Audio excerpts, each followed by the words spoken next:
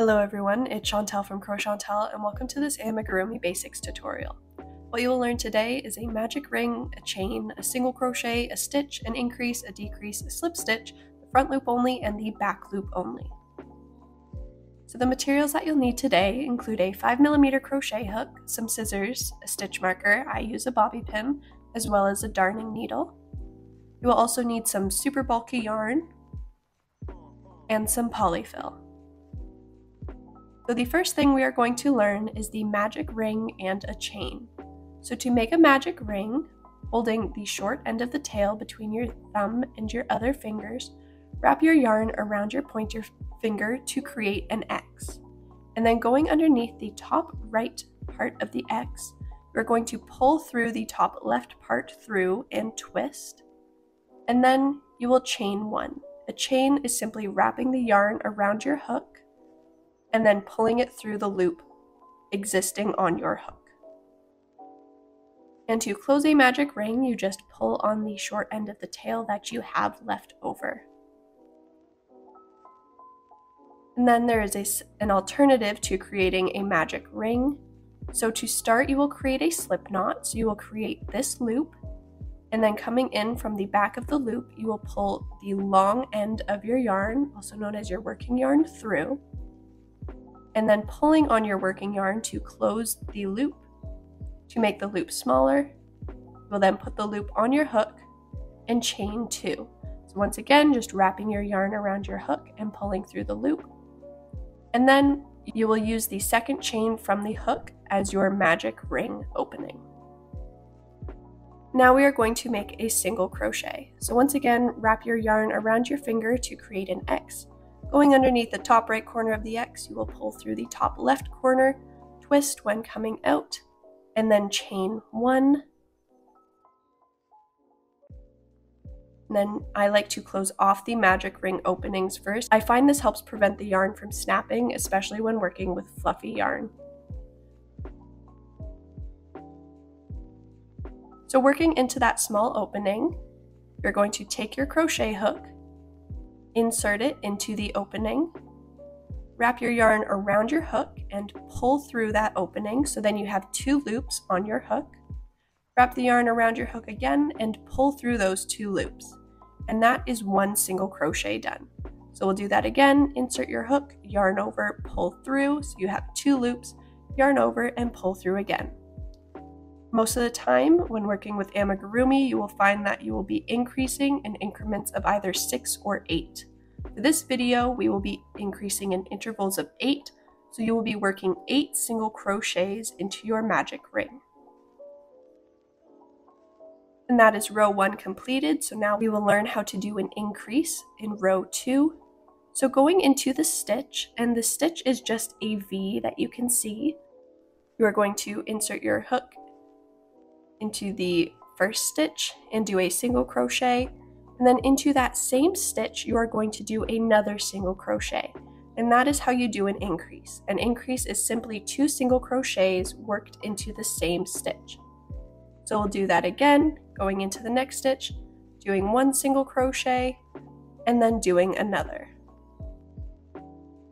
So as I said earlier, the easiest way to identify a stitch is just that V shape on the edge of the row.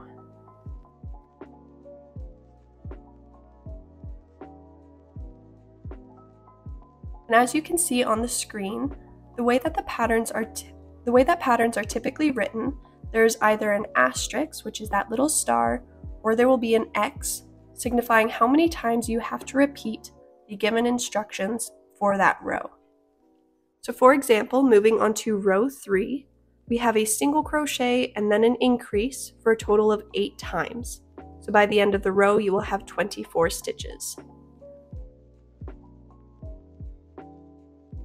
What this means is that you will have to do a single crochet and then an increase, as I have done on the screen, across 2 separate stitches, and then you will repeat that for a total of 8 times around. So going back and forth between a single crochet and then an increase, and then a single crochet and then an increase.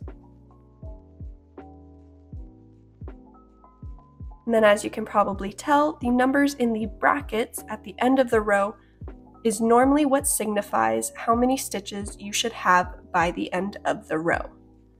So for this row, we have a total of 24. For the row we did previously, there's a total of 16. And for the first row that we did, there was a total of 8. So I'm just coming to the end of this second row, and you should have a circle at this point. Now we are going to learn how to do a decrease. So I'll do a quick demonstration for the decrease. So to start, you will insert your hook into the next stitch, yarn over and pull through so that there are 2 loops on your hook. And then going into the next stitch, you will repeat the process of inserting your hook, yarning over and pulling through so that there are 3 loops on your hook, and then yarn over and pull through all 3 of those loops.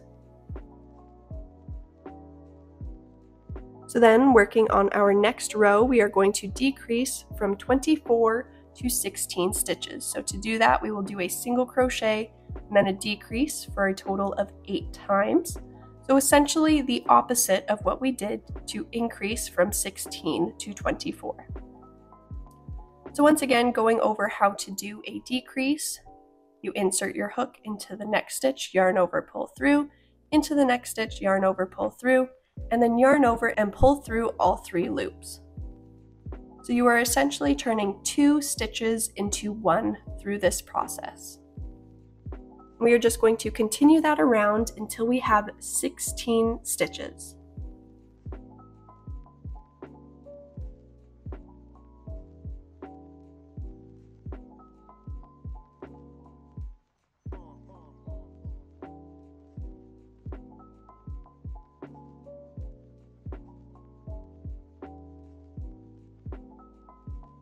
And as you can see, the shape is starting to close off since we are decreasing.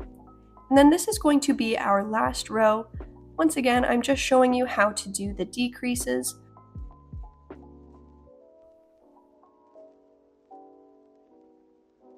And don't worry if it takes you a little bit longer to crochet. I have quite a bit of experience with crochet. I've been doing it for over 3 years now. So you will eventually get better over time.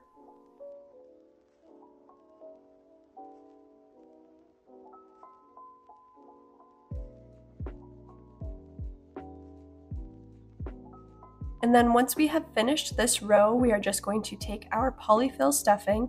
This is completely optional as this is just a basics video, but I just wanted to stuff for the sake of example. So you're just going to take your stuffing and then you are going to put it into the shape that you have made so far. In order to prevent the stuffing from going in all clumpy, make sure to pull apart your polyfill before putting it into the plushie.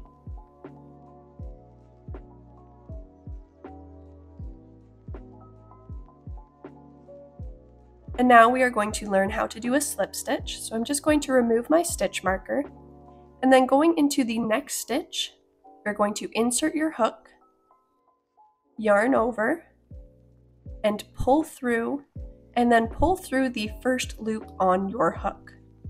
This helps create a knot to finish off your work. Then you're just going to take your scissors and cut off the working yarn, and then pulling the loop up with your crochet hook, you can see I pull the yarn tail through, and this helps secure the knot. And now we are going to learn about the front and back loops only while we close off the plushie. So what you are going to do is insert your needle into the next stitch. As you can see, I'm just putting the needle between the 2 sides of the V.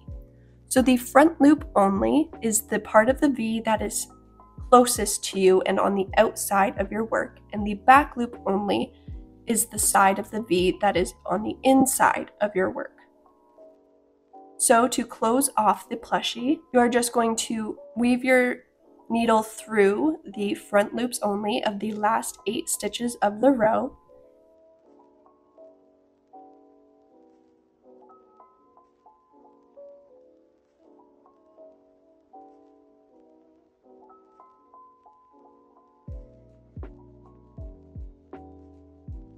And then once you have completed that, you're just going to pull on the yarn tightly to close the opening.